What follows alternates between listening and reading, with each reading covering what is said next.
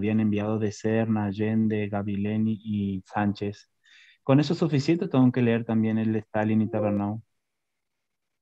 El libro que me mencionaste primero es del práctico. Sí, el práctico nada más ese porque tiene como teoría al principio como varias hojas, después unas actividades prácticas. Claro, pero es solo sobre Linux. Ah, Profe, eso. yo Por solo eso estoy es leyendo el para el Stalin. práctico. Está bien para el capítulo 1 y el capítulo de administración de archivos, ¿sí? Nos estamos manejando con Stalin, tal cual lo dice la modalidad. Después en algunos capítulos van a tener que leer también de Tannenbaum, Sí, porque son sobre todo lo larguísimos, que es profe. administración de memoria. Sí, O sea, para el teórico son 3 libros en realidad los básicos. El que es de la cátedra, que lo hemos hecho 4 profesores de la cátedra, en donde me sí, incluyo, es de sí. Linux. Y ese es para el práctico. ¿De acuerdo? Los otros 2, que son de William Stalin y Andrew Tannenbaum, son los básicos para el teórico. Porque ustedes van a tener un parcial teórico y aparte un Un parcial parcial práctico. práctico. Claro. ¿De dónde van a estudiar el práctico? Del libro Linux, Teoría y Práctica. ¿Sí? De ahí. Y el teórico lo estamos estudiando de Stalin y Tannenbaum. Perfecto, profe. Eso quería, Bien. esa era mi duda porque no creí Uh-huh. que se tenía que estudiar de uno de los tres o los tres, pero ahora sé Es que que de en los tres. realidad vas a estudiar los 3. Lo que pasa es que uno te sirve para el práctico y los otros 2 para el teórico, pero vas a estudiar los 3. Claro, profe. Muchas gracias, profe. Nada de nada. Hoy vamos a repasar la unidad 1, profe, ¿verdad? Hoy vamos a repasar un poquito, más bien yo les voy a hacer preguntas, ¿sí? Me Tenemos. pregunta Catalina lo de Linux teórico. ¿De dónde lo estudiamos? O sea, en realidad nosotros estamos viendo en las clases teóricas algunos temas de Windows y algunos temas de Unix o de Linux, ¿sí? Que están en los libros de Stalin al final de cada capítulo y en el libro de Tannenbaum también hay algo. Y podés completarlo con lo que aparece, como decía Bruno, hay algo de teoría en el libro de Linux para el práctico, tiene en cada capítulo una introducción teórica y bueno, de ahí también pueden obtener información. Por eso les decía, tienen que manejarse con los 3 libros. ¿Bien? Bueno, ya tenemos bastante conectados, vamos a esperar un poquito más. ¿Sí? Yo les voy a ver, a compartir un poquito.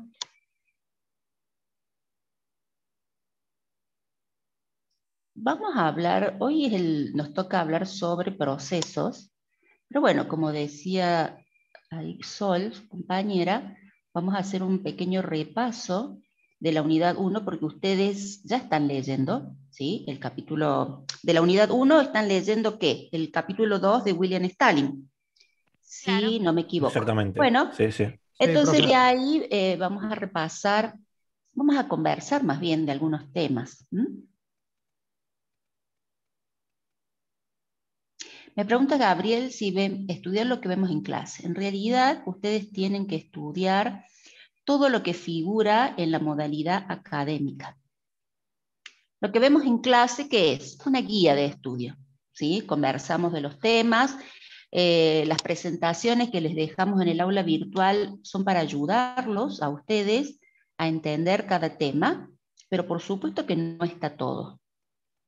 Entonces, ustedes se van a manejar con la modalidad, es decir, con el programa.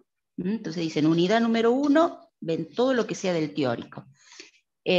Para el parcial teórico, por supuesto. Si falta algún tema del que no tocamos en clase, bueno, lo tienen que estudiar de los libros.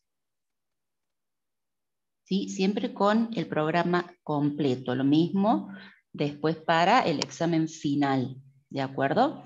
Entonces, antes la excusa era, no lo dio mi profesor, no lo vimos en clase, esa excusa ya no va más.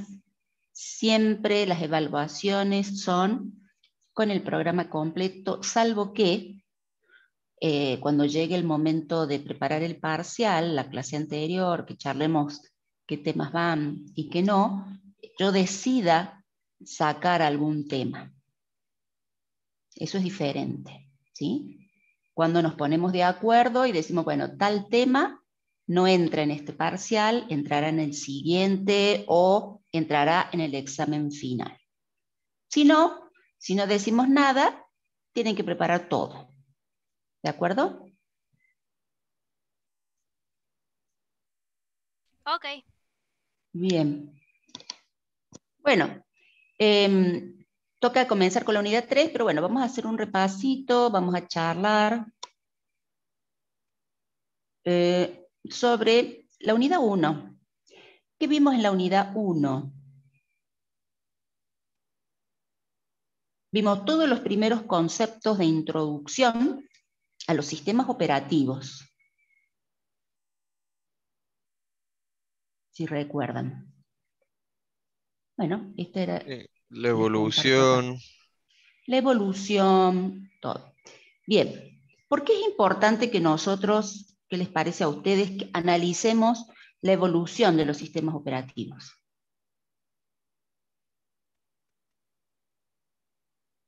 ¿Es una pregunta personal o tiene un concepto ligado? Que no, siempre van a ser, no les voy a hacer Profe, preguntas disculpe, personales. ¿puede repetir? Que no puedo ¿Por qué usted escuchar. considera que es importante? Yo considero que es importante analizar la evolución de los sistemas operativos, sí. Y les pregunto por qué. Nosotros en el programa seguimos insistiendo en ese tema, ¿no es cierto? De decir, bueno, es parte de la historia. No. A ver, me dice acá Gabriel, para entender mejor cómo funcionan los más modernos.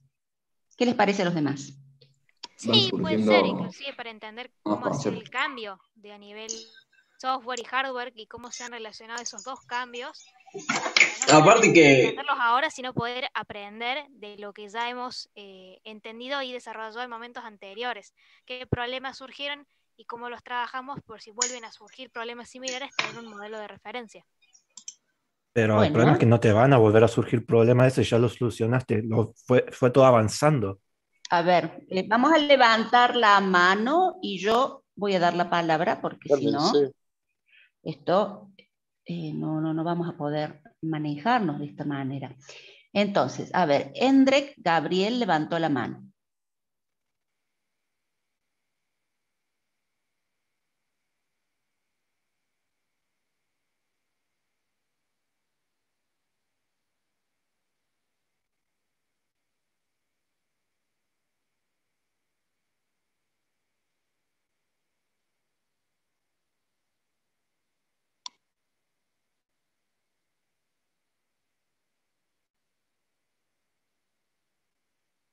Perfecto.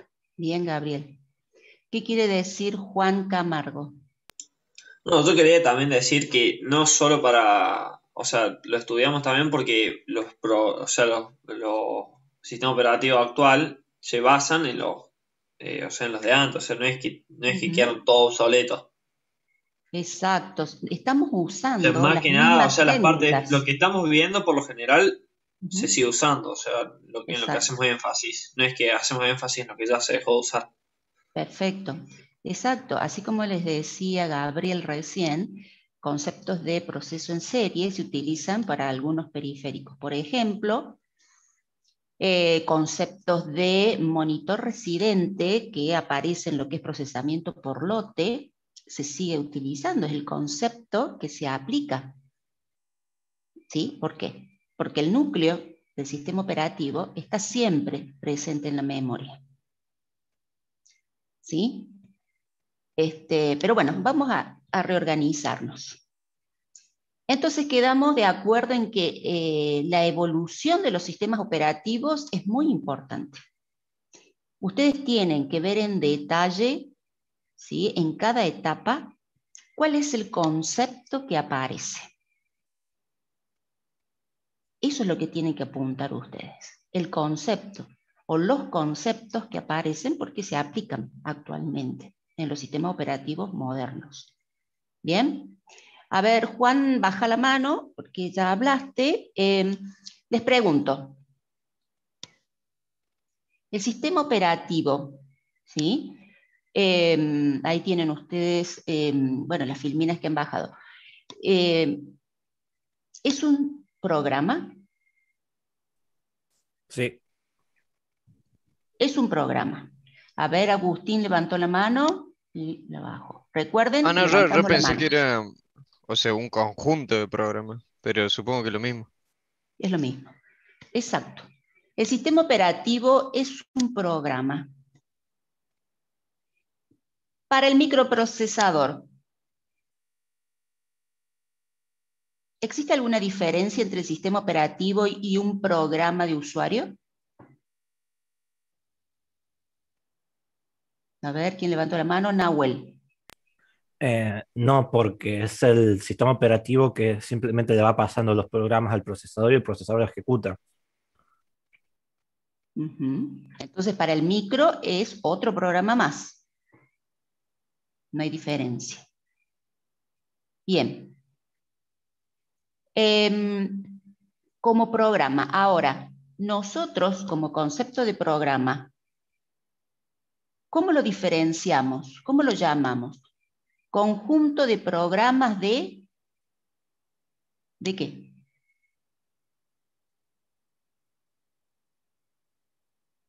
¿De aplicación? A ver, Elías levantó la mano. Software de base se le llama. Software de base, perfecto. ¿Por qué? Para poder diferenciarlo de los programas de aplicación. Al decir software de base, ya estamos haciendo referencia a que es un administrador, ¿sí? Que va a comandar, no vamos a decir comandar, sino administrar los otros programas. Bien, ¿cuáles son las tres funciones u objetivos principales? Controlan la ejecución de los programas de aplicación, me decía Juan. Bueno, levantó la mano Agustín.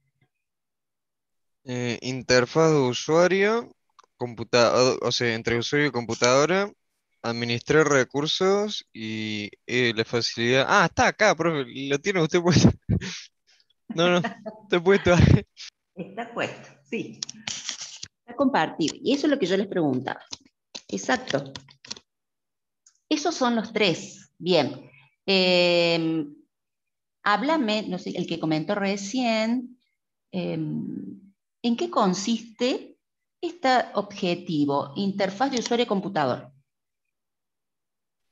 Para facilitar el uso del usuario de la ¿De qué computadora, forma? digo. ¿De qué forma? Em, con, ¿Cómo es? Como escondiendo las cosas que no necesita ver, un usuario pase. R- Eso es lo que yo entendí más o menos. O sea, Ujú. pues, si tenemos un usuario, el más básico, después el programador y el diseñador del sistema operativo, y el sistema operativo le esconde lo que no necesita ver. El usuario base solo va a ver un conjunto de programas, por ejemplo, mientras que el programador va a ver utilidades. Eso es lo que yo entendí más o menos. Profe, yo eso lo entiendo como la Wii. No sé Perfecto. si. Sí, como la Wii. Y a Sí, través de sí. la Wii, ¿qué podemos hacer? Y podemos hacer todo lo del sistema, pero de forma gráfica. No sé. O Por sea, ejemplo, no sé, buscar un archivo. Onda, vos no lo vas a buscar por consola, sino que vas a buscar en el buscador y escribir archivo y te lo busca, por ejemplo. No bien, sé. perfecto. Bien, Nahuel levantó la mano. Claro, profe, lo que yo quería agregar es que el sistema operativo hace una especie de transparencia entre el usuario y el proceso. O sea, básicamente, como decían los compañeros, esconde todo eso para que el usuario lo pueda usar. Y Y también deja que el programador pueda desarrollar nuevos programas con esta interfaz. También, sí. Lo hace, puedes desarrollar nuevos programas, te facilita, por ejemplo, editores de texto, compiladores, ¿sí? Que te permiten desarrollar nuevos programas. Sol También levantó están la los mano. programas que son en torno de desarrollo, los frameworks. Exacto. Bueno. Sol. Claro, como señalaban los compañeros, a nivel de programador sí uno va a tener una gran cantidad de utilidades que el sistema operativo le va a otorgar, pero a nivel usuario final, que no son necesariamente están relacionados con lo que es el área de programación, van a poder llevar a cabo sus tareas diarias de forma sencilla y clara sin tener que inmiscuirse en los detalles de controladores, entradas, salidas y demás. En ese sentido, Bien. facilita el uso. Perfecto. Ahí en el libro ustedes van a ver que le detalla, así como les dice Sol, tareas diarias. Por ejemplo, crear programas, ¿sí? Ejecutar programas, ¿sí?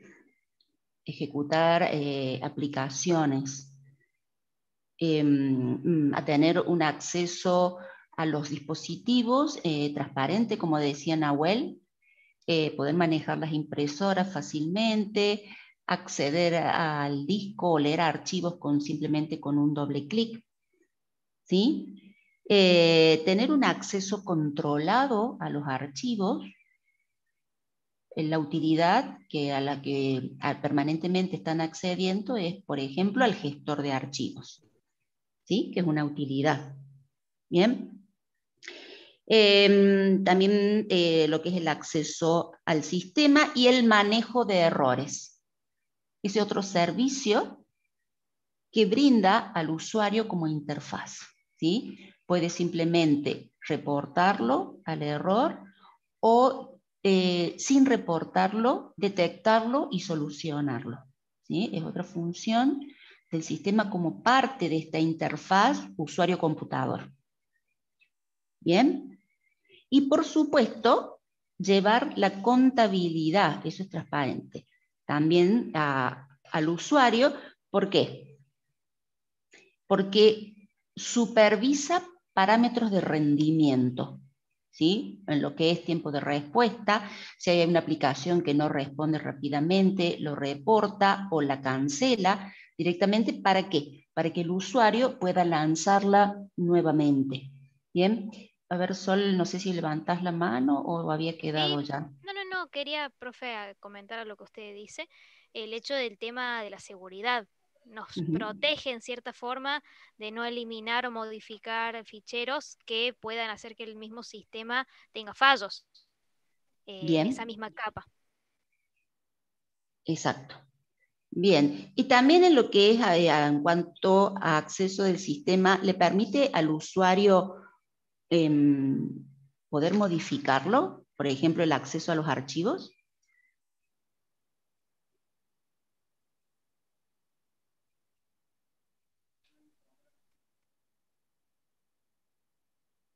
Me dice sí. ¿Cómo?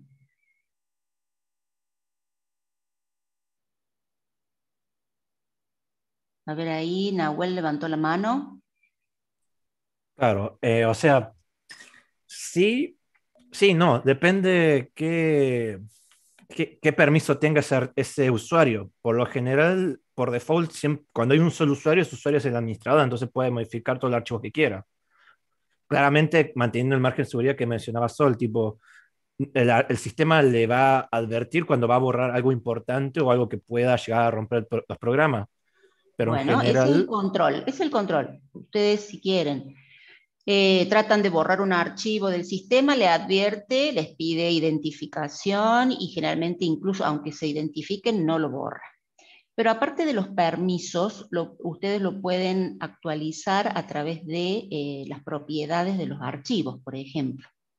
¿Sí? Y bueno, y cada usuario puede actualizar las propiedades de sus archivos, ¿sí? De los que es dueño, sin que sea el administrador. Entonces, como decían, a través de este entorno gráfico es posible que el usuario final pueda hacer algunas tareas administrativas como lo que es la asignación de permisos a sus archivos. A veces lo hace por defecto, la mayoría de las veces. Lo hace por defecto y prácticamente maneja todo el sistema operativo. ¿Bien? Bueno, y le facilita el acceso a los archivos cuando les propones accesos directos o cuando detecta que hay carpetas que están siendo muy utilizadas, las propone primero, etc. ¿Sí? Todo eso en lo que es la facilidad de interfaz con el usuario. El otro objetivo que es como administrador de recursos. A ver, ¿alguien más, aparte de Sol y Nahuel, que quiera comentar? Levanta la mano.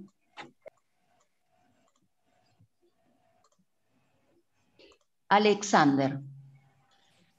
Yo eso lo tomo como que el sistema operativo se encarga de una parte que, por ejemplo, no sé, designar cierta parte de la memoria RAM y del procesador para el funcionamiento del sistema operativo, sí o sí, y después va asignando y va distribuyendo a cada uno o a cada programa cierta cantidad.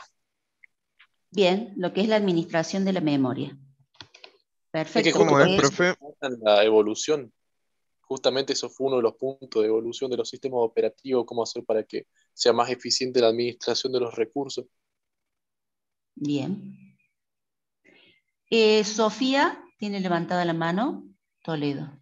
Ah, No sé sí, si quiere yo había comentar. entendido que hacía una jerarquía de archivos para saber qué ejecutar primero y qué no, en caso de que dos archivos llegaran al mismo tiempo, por ejemplo, o que dos ejecuciones. Sí, justamente nosotros vamos a hablar en el capítulo 3 de cómo planifica los procesos, no archivos, sino procesos para poder ejecutarlos, ¿sí? Nosotros en lo que es el capítulo 1 mencionamos la administración, ¿sí? Que significa el control y la organización. ¿Estamos?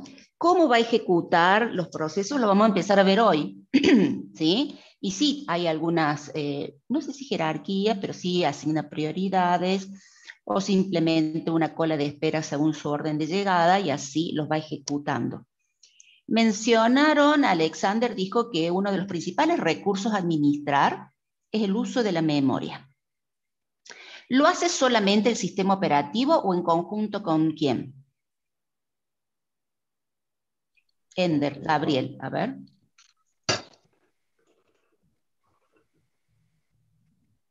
No. Juan Pablo. Sí, con el procesador. Con el procesador. Exacto, porque tenemos hardware específico en el microprocesador que permite lo que es ya vamos a ver más adelante, las traducciones de las direcciones de memoria, direcciones virtuales se convierten en direcciones reales, ¿sí? Vamos a hablar de memoria virtual. Y para manejar la memoria virtual, el microprocesador necesita hardware especial. ¿Sí? Entonces, en forma conjunta, los módulos del sistema operativo y el microprocesador administran la memoria. ¿Cuál es el otro recurso importante a administrar?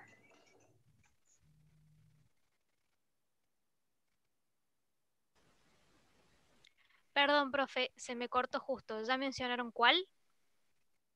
¿Cuál es el otro recurso importante a administrar? Juan Pablo levantó la mano. ¿El tiempo de procesador puede ser? El tiempo del microprocesador. Bien, el tiempo del microprocesador. ¿Y qué más? ¿Qué hay que tener en cuenta en el uso del microprocesador? Profe, tengo una pregunta. ¿Eso sería lo mismo que temporización de la ejecución de los programas? Está en el tema, no es lo mismo. Bien, bien, bien. A ver, Elías Jesús levantó la mano. ¿Pueden ser los hilos o subprocesos? Hilos y subprocesos.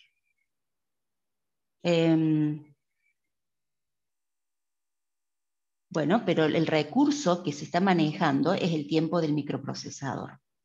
Los hilos, los procesos son los que consumen recursos. ¿Se entiende? Sí, profe. Bien. Francisco Molina. ¿Puede tener que ver con los dispositivos de entrada y salida? Como recursos. Sí, también En el administra. tiempo de procesador, digo. No tan así, pero sí, administra los dispositivos de entrada-salida. Hay algunos que van a consumir tiempo de microprocesador, pero en general cada grupo de dispositivos periféricos tiene asignado un controlador que en realidad es un microprocesador dedicado, ¿sí? Entonces, lo que es realmente entrada-salida no consumiría tiempo del microprocesador, generalmente, ¿no? Pero sí, puede ser. No, lo que yo apuntaba aquí, les ¿Profe, preguntaba, puedo decir? a ver, Juan, Para mí es cuánto tiempo debe dedicar el procesador, o sea, debe dedicar el procesador a la ejecución de programas de usuarios particular. bien, ¿Puede ser? ¿sí? ¿Cuánto tiempo hay que asignarle el microprocesador a cada proceso? ¿Sí? Eso entra en lo que nosotros dijimos, administración del tiempo del microprocesador, ¿sí? Y tienen que garantizar que siempre el control del microprocesador regrese al sistema operativo, porque si no, dejaría de funcionar nuestro sistema. ¿Bien? ¿Eso sería por parte del sistema de interrupciones? Exacto, a través de las interrupciones.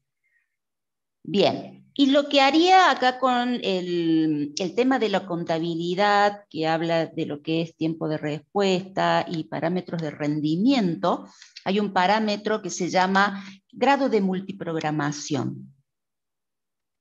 ¿Lo vimos? Creo que no. Todavía no. Ah, ¿no? Ah, no, me confundí con la multiprogramación, sí. Grado No. de multiprogramación. Bueno, ya lo vamos a mencionar en el capítulo 3. Ese grado de multiprogramación le permite al sistema operativo decidir si puede aceptar o no un nuevo proceso en el sistema, ¿sí? Para poder siempre mantener un tiempo de respuesta aceptable. Bien, vamos a lo que es la evolución. Evolución de los sistemas operativos. Aquí está. Cambié de... Ahí está. ¿Se ve? Evolución de los sistemas operativos. Sí. Sí, profe. Las 4 etapas son procesamiento en serie, por lote, ¿qué más? Por lotes con multiprogramación y tiempo compartido. Mencionamos recién la evolución y teníamos que prestarle atención a los nuevos conceptos. ¿Qué concepto aplicamos aquí? En procesamiento en serie.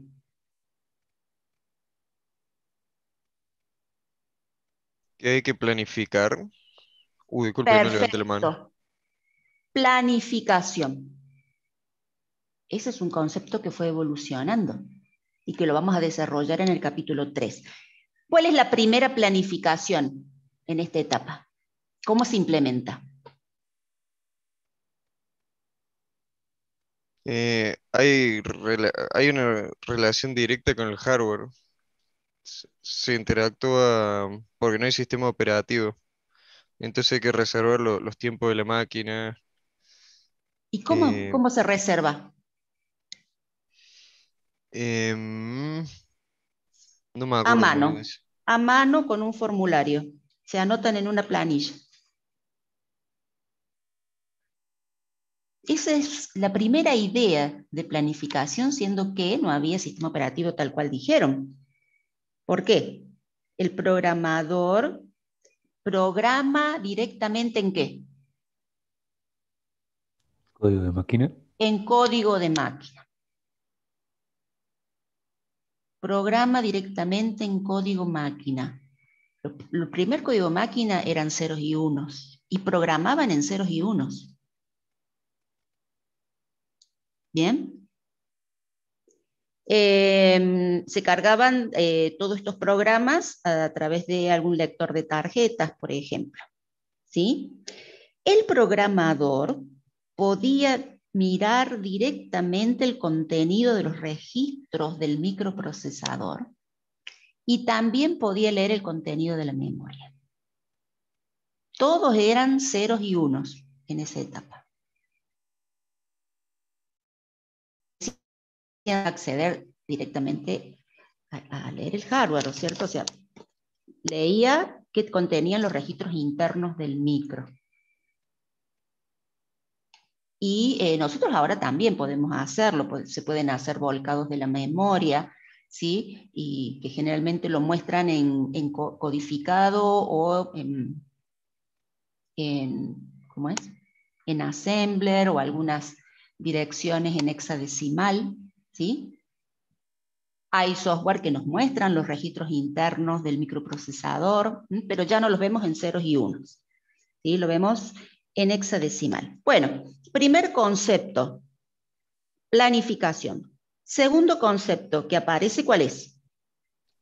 El tiempo de preparación. El tiempo de preparación. ¿Qué incluía ese tiempo de preparación, Agustín? El tiempo de configuración se decía trabajo, que era cargar en la memoria del compilador y del programa, todo a mano, creo que era. No sé si se refiere a eso, profe, el tiempo de Sí, eso es. configuración. Ah, bien. Y no sé mucho más de eso.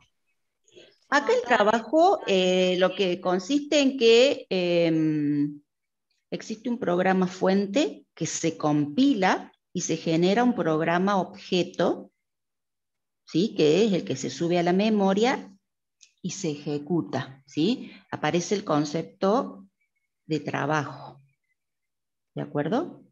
Pero aparte, ¿qué más?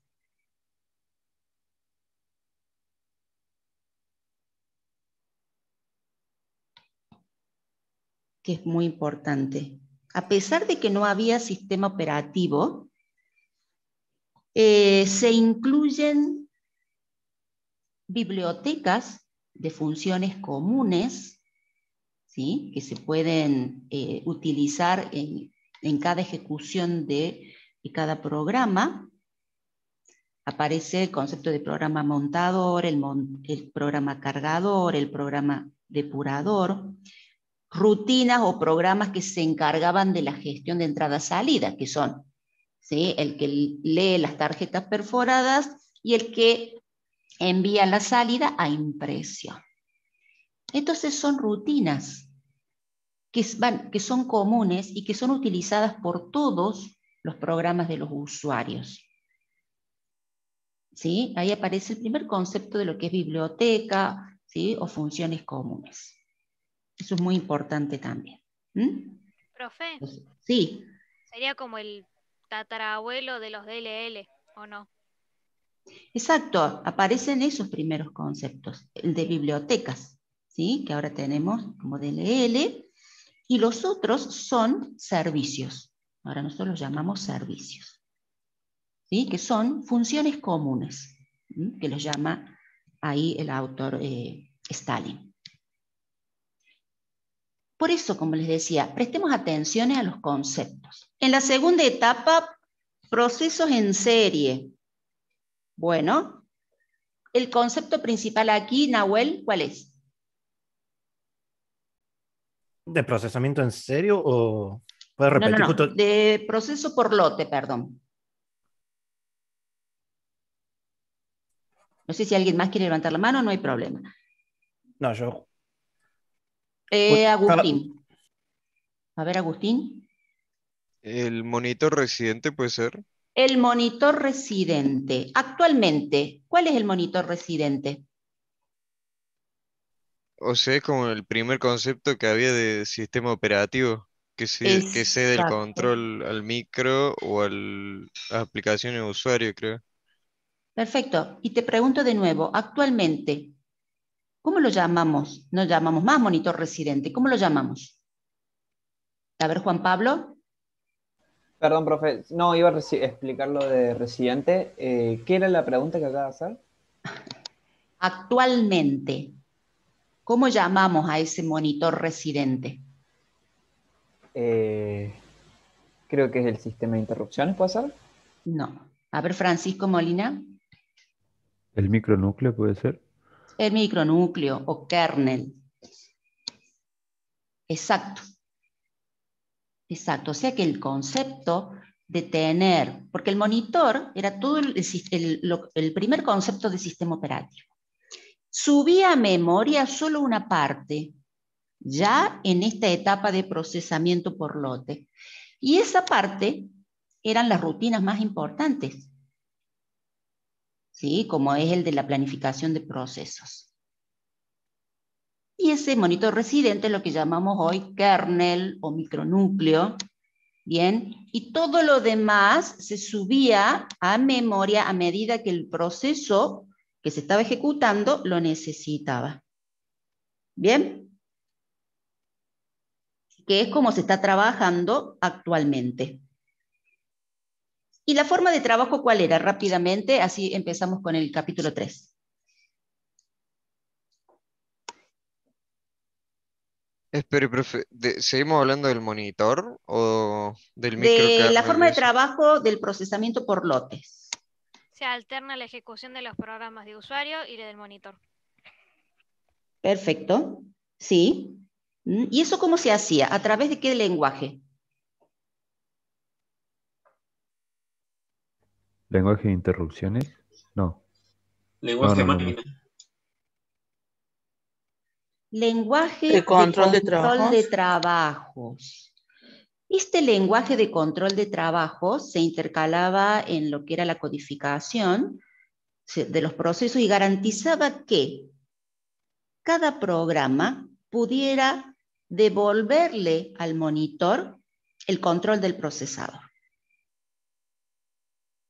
¿Se entiende? Cada programa se construía de modo tal que volviera al monitor al terminar el procesamiento. De este modo, el monitor podía elegir el siguiente programa para ejecutarse. ¿Estamos? Sí, profe. Sí. Bien. Bueno, en la siguiente etapa, sistema por lote con multiprogramación.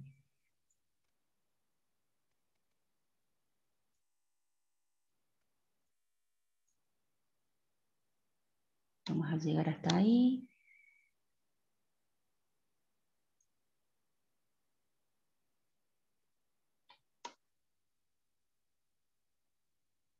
Ahí está. ¿Cuál era la desventaja de la etapa anterior?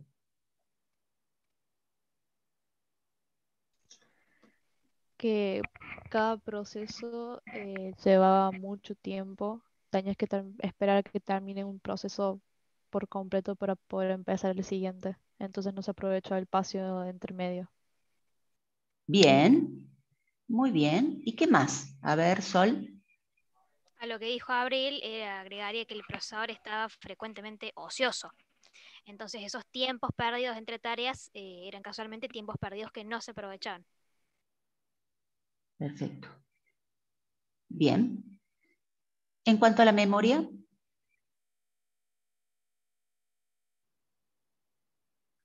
Agustín. O sea, ¿cómo funciona la memoria con la multiprogramación? No, con el anterior, con lotes. Ah, no.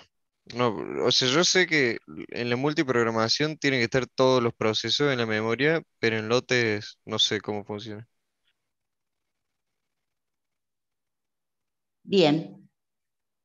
Bueno. No se debe modificar la zona de la memoria, profe. ¿Cómo?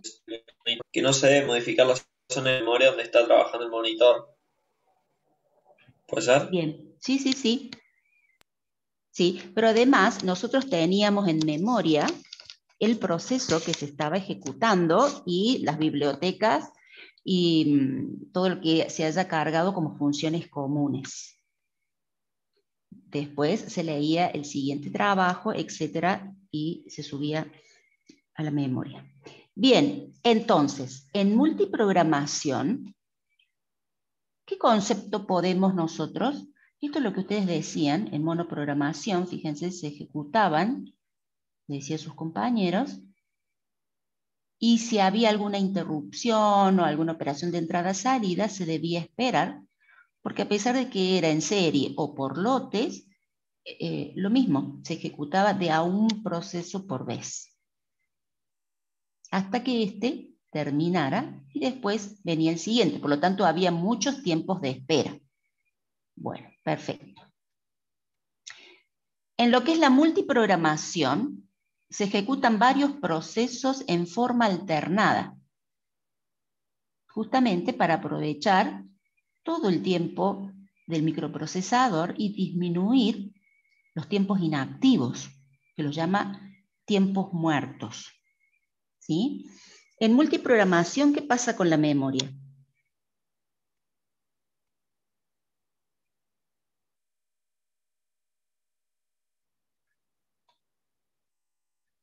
Coexisten todos los procesos en la memoria. Están todos los procesos presentes en la memoria. ¿Sí? Cada vez que se crea un proceso, ¿sí?, se sube a memoria. Porque si no, no se podría llevar a cabo la multiprogramación. Recuerden que el microprocesador solo ejecuta instrucciones que estén almacenadas en la memoria principal. No busca instrucciones en ningún otro dispositivo que no sean la memoria principal o las memorias caché, ¿sí? Entonces, los procesos tienen que estar presentes en la memoria. Multiprogramación o multitarea. A ver, Juan, ¿qué quiere decir?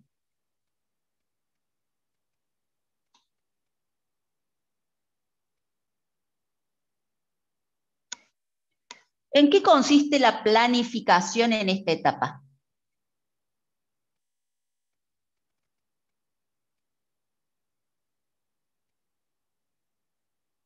¿Cargar los programas en la memoria? Bueno, esa es parte de lo que es la técnica de multiprogramación. Pero yo te pregunto por la planificación.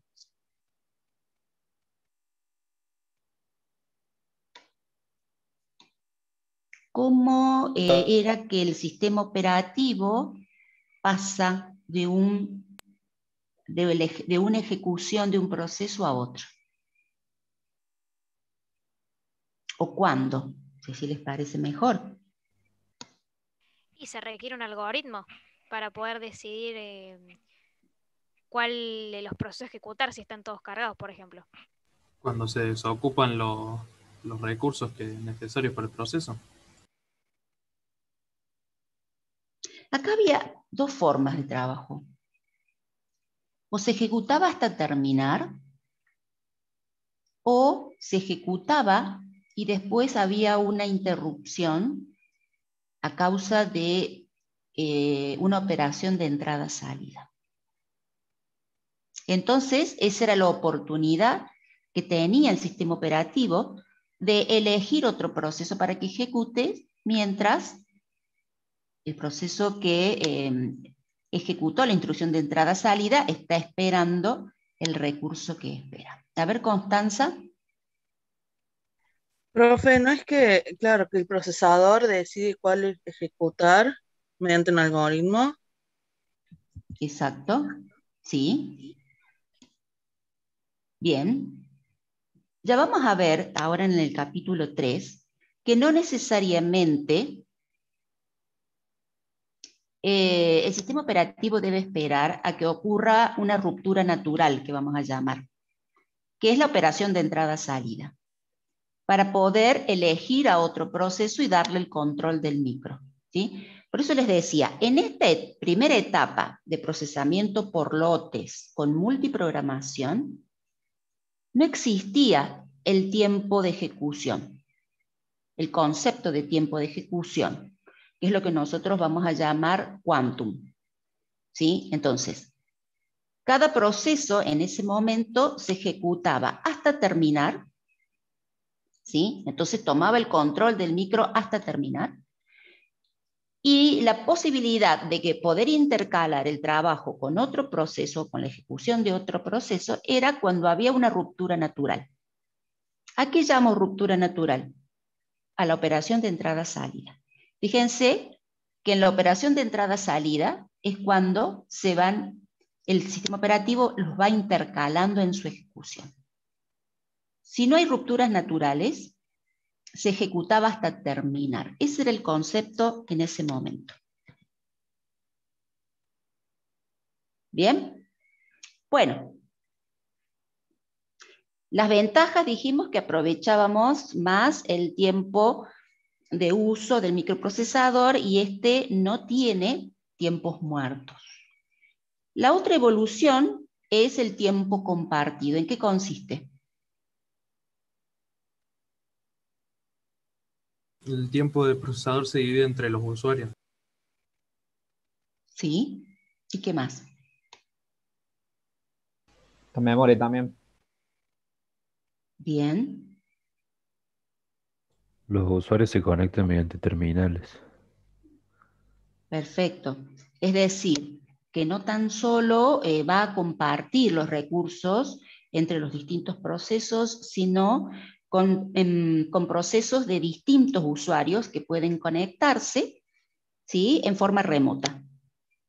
Entonces, ahí puede dividir la carga, dividir el uso de los recursos y permitir que N usuarios puedan solicitar servicios al sistema operativo en el mismo tiempo y poder brindarles servicios a todos ellos. ¿Bien? Sí, Fíjense profe. que en lo que es tiempo compartido, ¿sí?, aparecen los primeros conceptos con las redes, ¿sí? Las redes principalmente de área local primero. ¿Bien? Bueno, bien. Retomando entonces, de todo lo que hemos visto,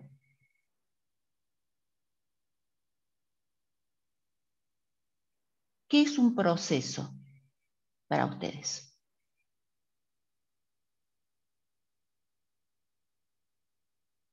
Un programa en ejecución. Para mí. Un proceso es un programa en ejecución. Nahuel. Bueno, sí, un programa de ejecución, una serie de instrucciones que sería el programa que se está ejecutando y está ocupando un espacio en memoria y está consumiendo una cantidad de recursos. Exacto. El programa en ejecución, al cual llamamos proceso, consume recursos. Entonces, para que esté completa la definición, tenemos que mencionar que este proceso no es tan solo el programa en ejecución, sino que consume recursos.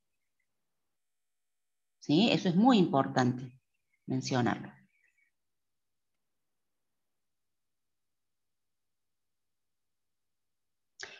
Este proceso o el consumo que hace el uso de los recursos lo controla, por supuesto, y lo administra el sistema operativo. ¿Bien? Cada proceso, ya vamos a ver, que es el programa en ejecución, cuando se crea con él una imagen del proceso. ¿Sí? Esa imagen tiene todo un área que la vamos a llamar bloque de control de procesos, que es la parte administrativa, donde se registra toda la parte administrativa del uso de los recursos que está haciendo el proceso.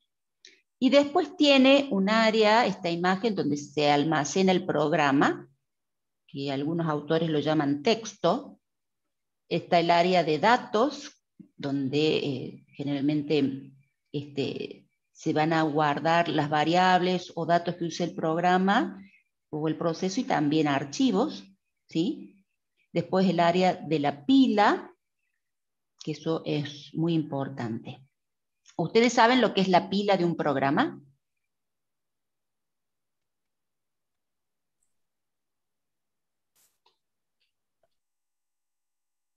¿Qué es la pila?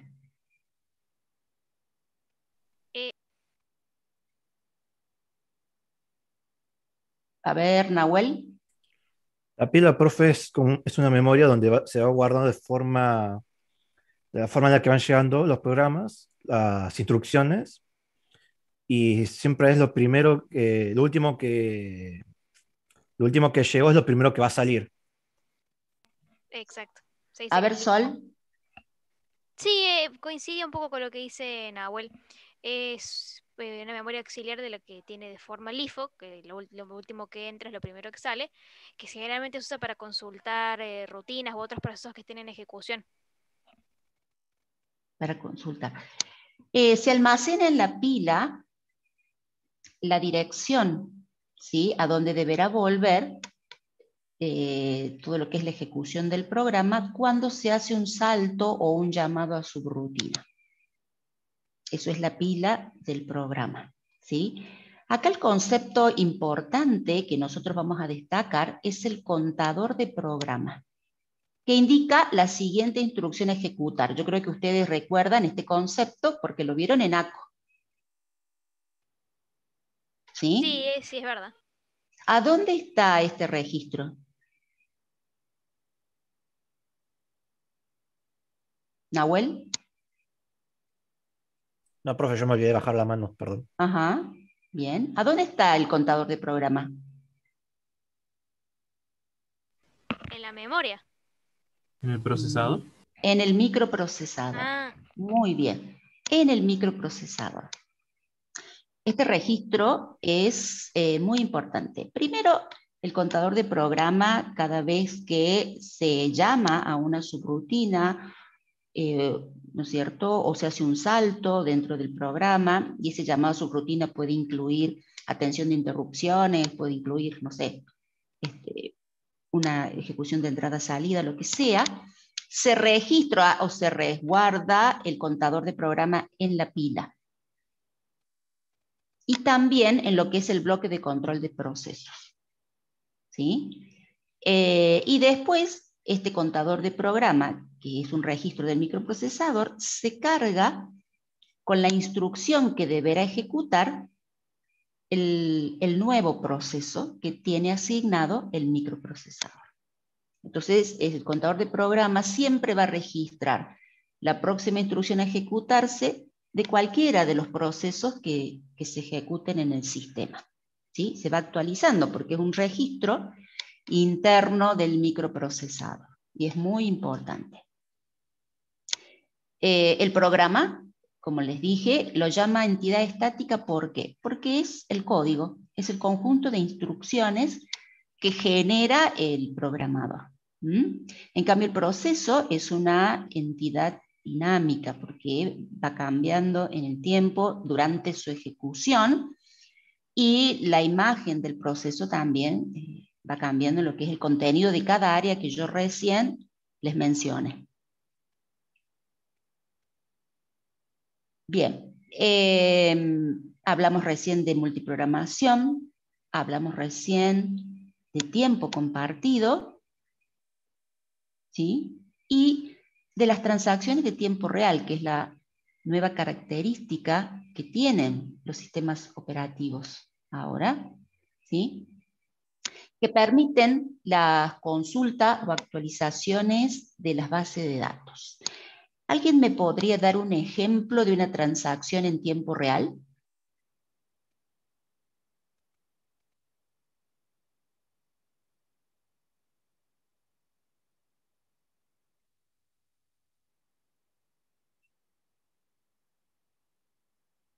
Me pregunta aquí Nahuel.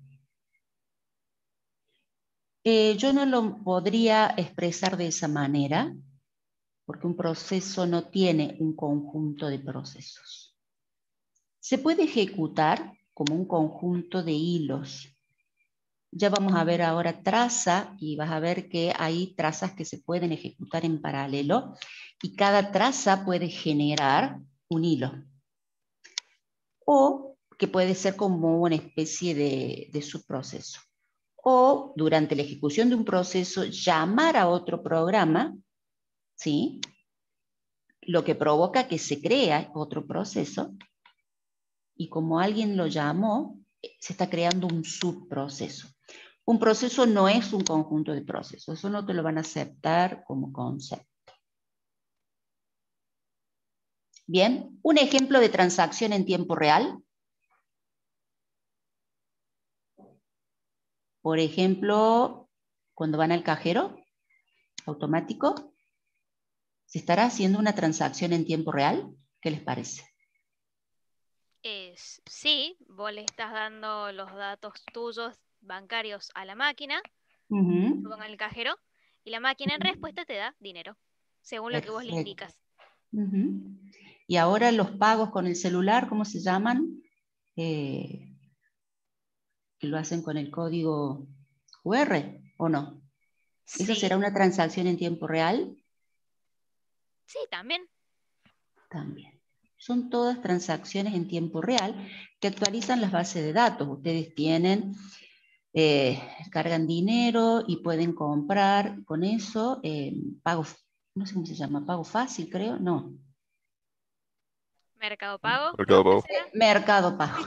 Se me había ido la Sí. Mercado Pago, ¿sí? Mercado Pago. Bueno, todo eso son transacciones en tiempo real. Bien, que un sistema operativo les da alta prioridad a ese tipo de procesos. ¿Mm? Porque el tiempo de respuesta al usuario es prioritario para el sistema. ¿Estamos? Bien.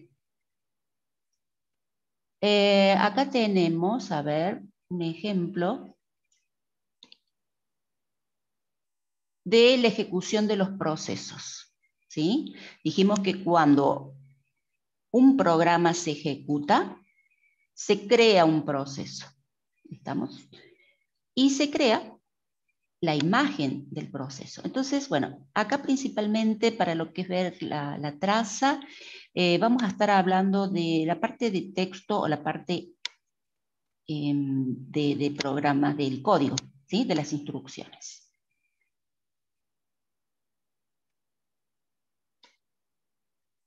Y vamos a suponer que tenemos la memoria RAM, y en la memoria RAM tenemos en uno de los módulos principales del sistema, que es el planificador. David Nas levantó la mano, sí. Sí, profe, disculpe, ¿usted está mostrando la filmina de que dice creación de un proceso? ¿O está mostrando otra cosa? Estoy con ejecución. Ah, perdón. No Ah, les no, estoy no mostrando. estamos viendo. Eso explicaría por qué. Hoy usted estaba diciendo, estamos viendo que Claro. pasa un proceso y... Bueno, No, perdón. Ahora sí, ejecución de procesos, ¿están viendo? no, No, seguimos en todavía la no. creación de un proceso. Bueno, ahora lo comparto. Acá estamos. Ahora sí, Ahora sí. ejecución de procesos. Acá tenemos el proceso A, el B y el C. Y en memoria tenemos uno de los módulos del sistema que siempre van a estar presentes en la memoria, que es el planificador, ¿sí? El planificador de procesos. Se cargan en memoria el proceso A, el B y el C, ¿sí? Habíamos dicho que en lo que es multiprogramación, los procesos que se van a multiprogramar tienen que estar presentes en la memoria para que el planificador pueda elegirlos. Ya vamos a ver más adelante que en los sistemas operativos actuales no es necesario que los procesos estén completos en la memoria, ¿sí? Porque la memoria es un recurso escaso, siempre lo consideramos así, y bueno, y hay que optimizar el uso. Entonces, todos van a estar presentes en la memoria, pero no hace falta que estén completos. Bien, por lo menos todos los que el planificador pueda elegir para que se ejecuten. Hay otros que no los puede elegir, bueno, eso no hace falta que estén presentes en la memoria, ¿sí? Y fíjense, aquí vamos a suponer en qué posición de memoria han subido, qué posición de memoria tienen asignado y qué espacio de direcciones tienen asignado. El planificador en la posición 100, el proceso A en la posición 300, el proceso B en la posición de memoria 500 y el proceso C en la posición de memoria 900. Bueno, ¿y qué es la traza del proceso? ¿Sí? La traza justamente es la ejecución del proceso. ¿Cómo van a ir ejecutándose las distintas instrucciones del proceso? A eso nosotros llamamos traza. Bien, y el proceso no se va a dar cuenta que su ejecución se intercala con otros procesos. El comportamiento de un proceso individual, ¿sí?, puede caracterizarse por la lista de la secuencia de instrucciones que se ejecuten para dicho proceso. Entonces, la lista de ejecuciones es lo que nosotros vamos a llamar traza.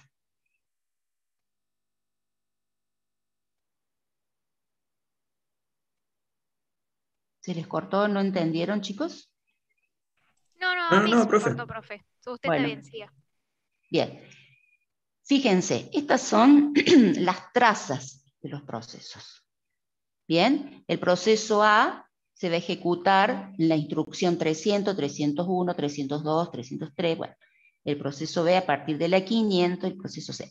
Dentro de este conjunto de instrucciones puede haber saltos, puede haber llamados a subrutinas, por supuesto, ¿sí?, llamados a atención de interrupciones, etc. Pero para simplificar, nosotros tenemos unas trazas consecutivas muy sencillas. ¿Bien? Y el planificador que se ejecuta en 2 posiciones de memoria, chiquito. Bien. Fíjense cómo se va ejecutando. Primero se carga el planificador y se ejecuta instrucción 100 y 101. En estas 2 instrucciones, ¿qué va a hacer el planificador? Simplemente elegir al proceso A para que se ejecute. ¿Qué hace en esa? Yo digo, elegir para que se ejecute. ¿En qué consiste esto? Lo voy a mencionar lo más simple que pueda y después lo vamos a ir analizando más. Tiene que leer del bloque de control de procesos del proceso A, el contador de programa y llevarlo al microprocesador. Es decir, que va a cargar en el contador de programa que está en el micro, ¿qué valor? ¿Qué les parece a ustedes?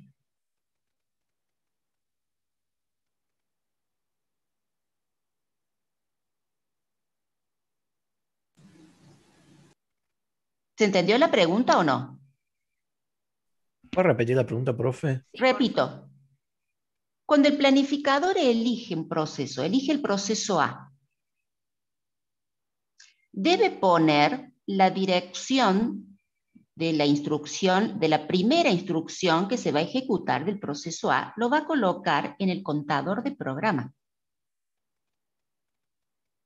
que está en el microprocesador. En eso consiste también que el planificador lo elija al proceso A. ¿Qué valor va a colocar en el contador de programa? ¿Qué les parece? 300. 300. Exacto. Coloca en el contador de programa, en el micro, el valor 300. Eso va a hacer que comience la ejecución del proceso A. Se ejecute la instrucción que está en la posición 300, luego la instrucción que está en la posición 301, luego la 302, ¿sí? Hay una ejecución secuencial. Fíjense, y cuando el contador apunta a la instrucción 303, ¿qué pasa? Se planifica el sistema operativo, el planificador. ¿Qué pasó ahí? ¿Sí? Puede que haya habido una operación de un llamado a entrada-salida en la instrucción 302. ¿Sí? O puede que el tiempo de ejecución del proceso haya terminado. En esas 2 situaciones... ¿Es una interrupción, profe? ¿Cómo? ¿Es como una interrupción? Es una interrupción al proceso A. El proceso A se interrumpe porque terminó el tiempo asignado o porque en esa instrucción 302, ¿sí?, llama a una operación de entrada-salida. Por ejemplo, pide un dato desde el teclado, por ejemplo. Entonces debe esperar. ¿Sí? Cuando se produce eso, se coloca en el contador de programa la instrucción, la dirección de memoria 100, lo que hace que se ejecute el planificador. ¿Qué va a hacer el planificador?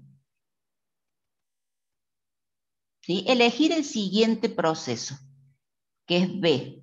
Es decir, que deberá colocar en el contador de programa la dirección 500, para que comience desde ahí la ejecución. 500, 501, 502. Nuevamente, cuando se está apuntando a la 503, bueno, nuevamente, o hay una ruptura natural, que es la operación de entrada-salida, o termina el tiempo asignado. Entonces, ese contador de programa que queda apuntando a la posición 503 debe guardarse en alguna parte, así como se guardó el contador de programa cuando apuntaba a la posición 303. ¿Dónde se guarda? Se guarda en el bloque de control de procesos. ¿Sí? Se guardará el número 303 en el bloque de control de procesos del proceso A. Este nuevo valor del contador de programa, que es 502, se va a guardar en el bloque de control de procesos del proceso B. Y se coloca en el contador de programa, ¿qué les parece a ustedes? ¿Qué posición de memoria? ¿Qué dirección? Ahora, ¿quién debe ejecutarse? ¿El planificador otra vez? El planificador. Fíjense cómo el planificador, ahí Nahuel había levantado la mano, cómo el planificador se ejecuta también como un programa más, como un proceso más. ¿Sí? Bien, ahí se ejecuta el planificador y se coloca, elige al proceso C y lo que hace, bueno, es colocar en el contador de programa la dirección de memoria 900 para que comience la ejecución del proceso C. Y bueno, nuevamente, cuando apunta a la dirección 903, se produce una ruptura natural o alguna, o termina el tiempo de ejecución.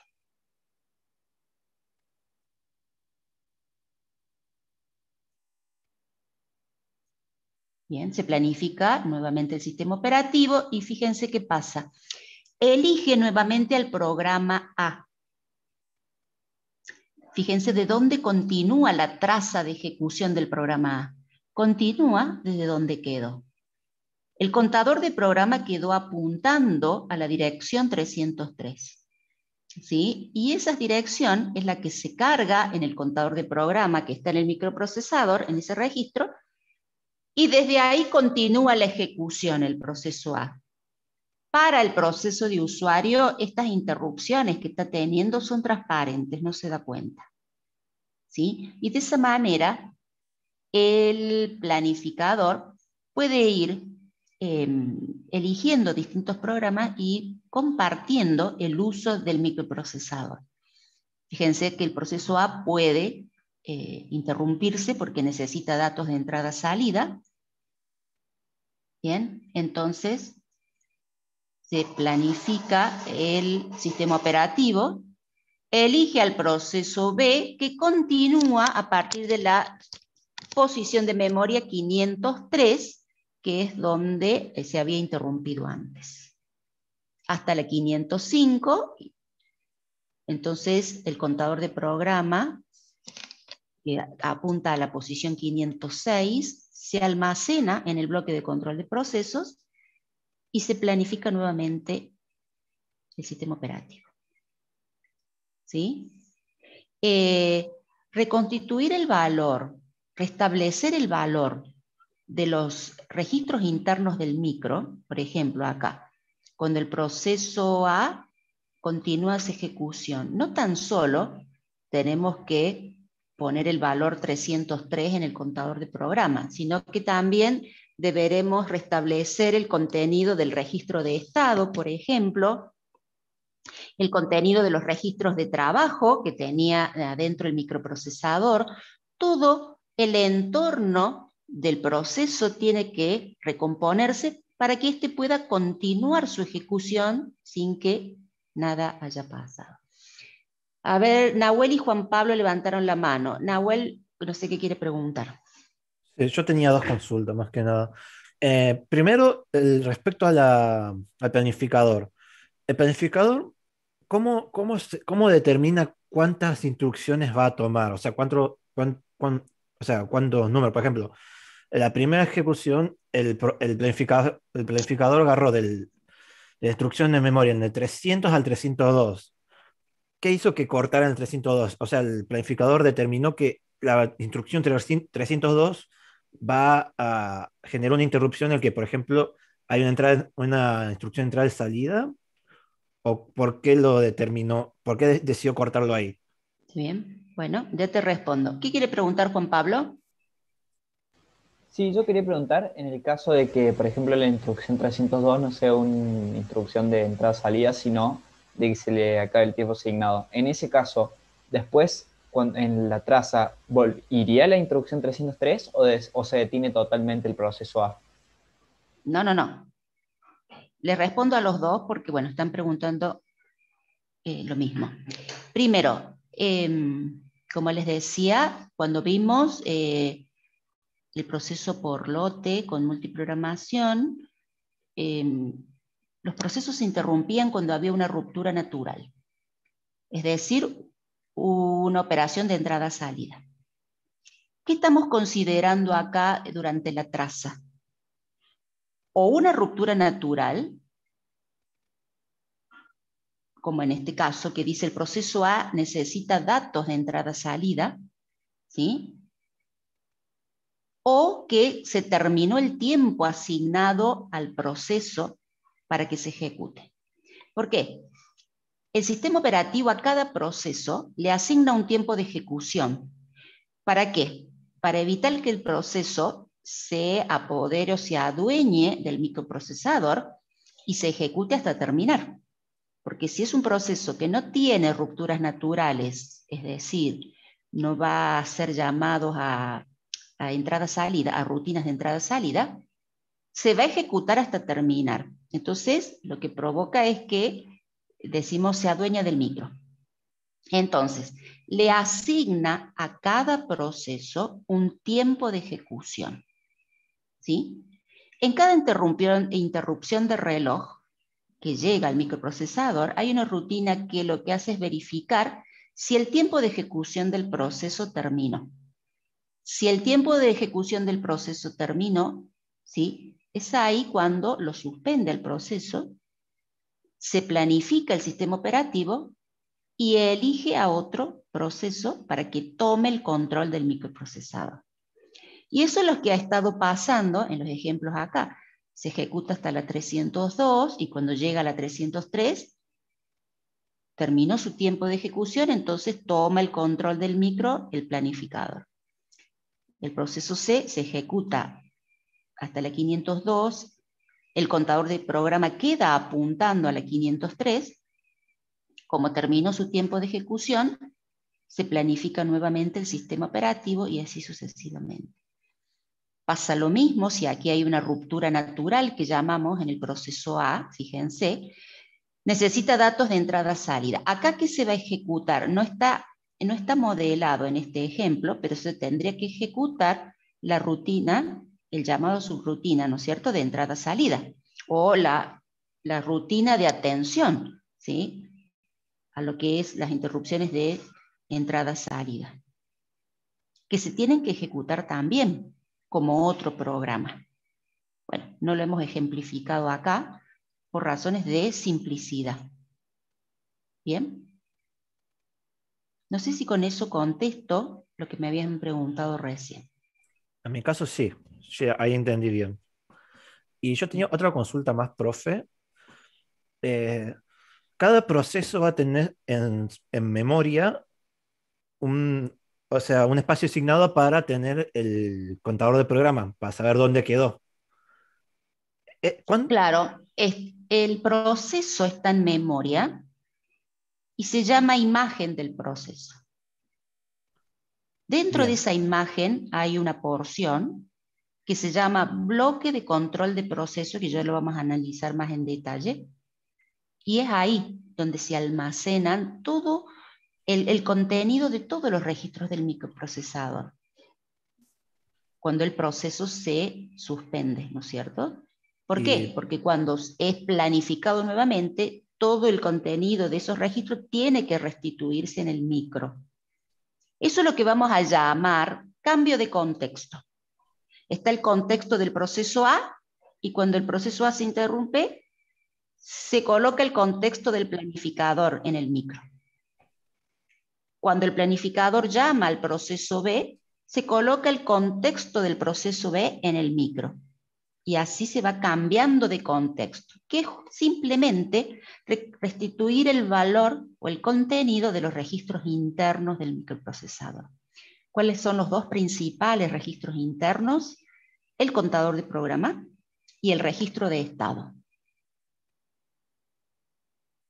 ¿Sí? Más allá de todos los registros de trabajo que tienen contenido también. Profe, ¿y yo cuántas imágenes de proceso voy a tener? ¿Voy a tener N imágenes? N imágenes, ¿sí? Bien. Si tenés 100 procesos en el sistema, tenés 100 imágenes. Bien.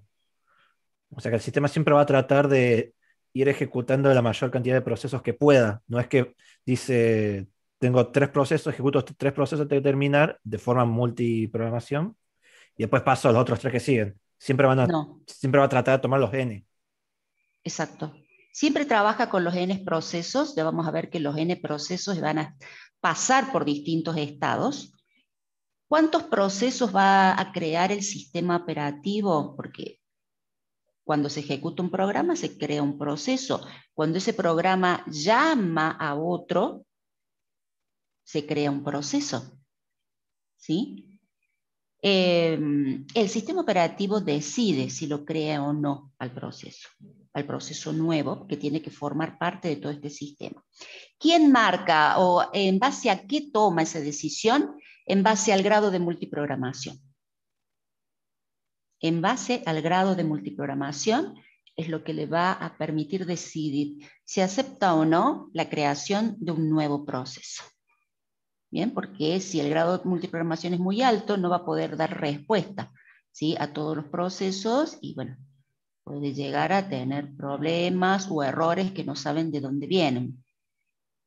Bien, bueno, acá sigue la simulación. Fíjense, el proceso C se ejecuta hasta la instrucción 905 y queda apuntando a la instrucción 906 y así sucesivamente. ¿Qué pasa? Mientras esté ejecutando el proceso B, puede que el proceso A obtenga los datos que había pedido de la entrada-salida, que puede haber sido, por ejemplo, abrir un archivo y subirlo a memoria al archivo. Entonces, una vez que el controlador de disco ya cargó todo el archivo o parte de él en memoria, ¿sí? Se manda una interrupción para avisar que esa operación de entrada-salida terminó. Bien, entonces el planificador puede ya elegir al proceso A para que continúe su ejecución. Bueno, y así hasta terminar. Bien. Este es un tema nuevo de estado de los procesos, lo vamos a dejar para la clase que viene, ¿sí? Porque, bueno, los procesos en todo este trabajo que hace el planificador van a pasar por distintos estados. A ver, Juan Pablo, no sé qué quiere preguntar. Sí, perdón, profe. Entonces, ¿el planificador sería como un estado de monitor, pero de los sistemas operativos modernos? Exacto. El monitor, que en su momento era un solo programa, porque la estructura del sistema operativo en ese entonces, sí, por favor, pongan la asistencia. En ese entonces, la estructura del sistema operativo, de ese primer sistema operativo que llamamos monitor, era una estructura monolítica, es decir, que era un solo programa. Ahora tenemos una estructura de micronúcleo, ¿no es cierto?, pero ese núcleo o ese kernel que está presente en la memoria tiene varios módulos, que son los módulos principales, ¿sí? Que tienen que estar en memoria presente sí o sí, ¿sí? Uno de los módulos es el planificador, ¿sí? Perfecto, El planificador de gracias. procesos.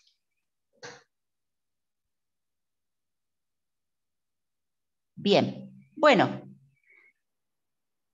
llegamos hasta aquí. La tarea, ¿cuál es? Seguir estudiando, no leyendo. Estudiando. Profe, Sí. en la clase que viene, ¿qué vamos a repasar? Terminamos la unidad 1 y empezamos con la unidad 2. La clase que viene, ¿cuántas clases faltan para el parcial? Les digo. Dos Dos clases. serían la que viene, que es 28, 21, la después de la de 28, y ahí tenemos. Bueno, dos clases. Terminamos de repasar la unidad 1 y repasamos la unidad 2. Sí, entre 21 y 28 terminamos de repasar la unidad 2.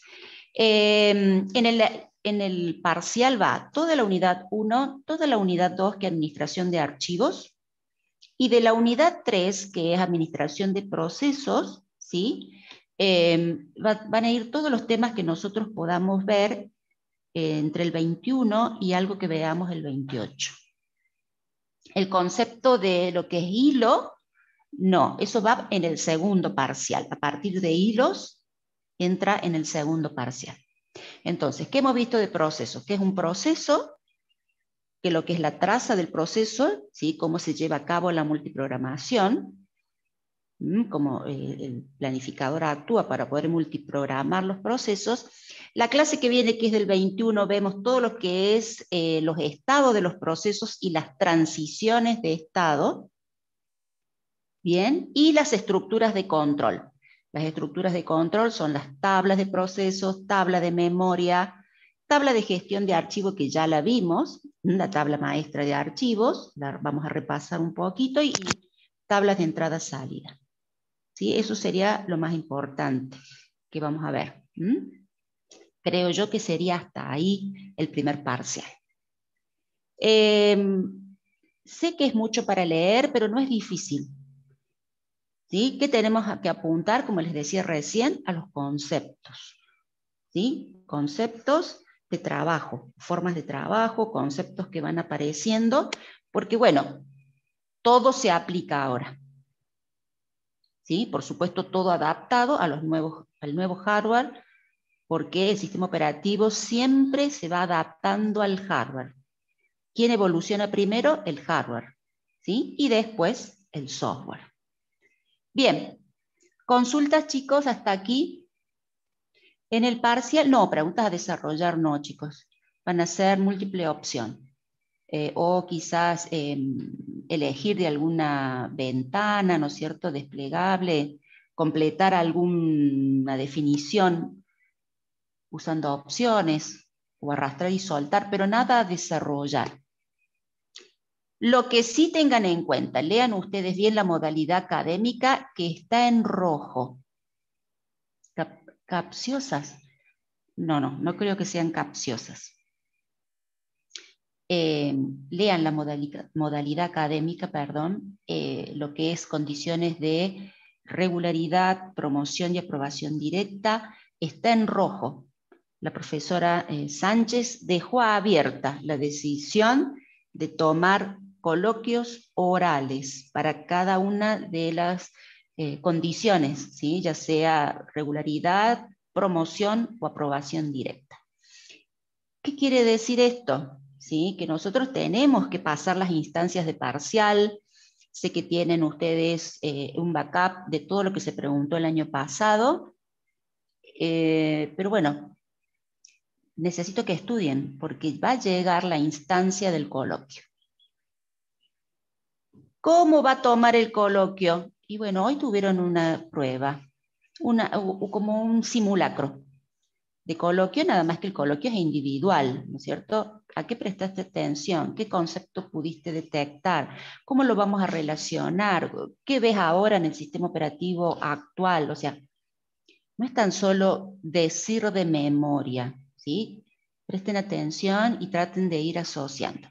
Y ese es el objetivo también de que en la parte práctica de esta materia elijamos a Linux, porque Linux les permite ver mucho más de cómo está diseñado de lo que nosotros podamos ver en Windows.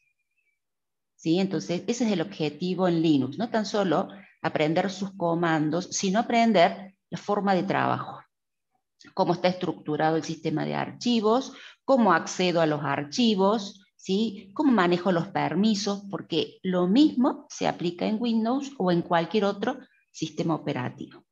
¿Bien? ¿Consultas? Ninguna consulta, profe. Bueno, si no hay consultas, nos reencontramos el viernes. Bueno, Bien. profe. Buen fin de semana. Profe, que tengan muy buen día. No, profe, buen fin Muchas de gracias, igualmente. Igualmente.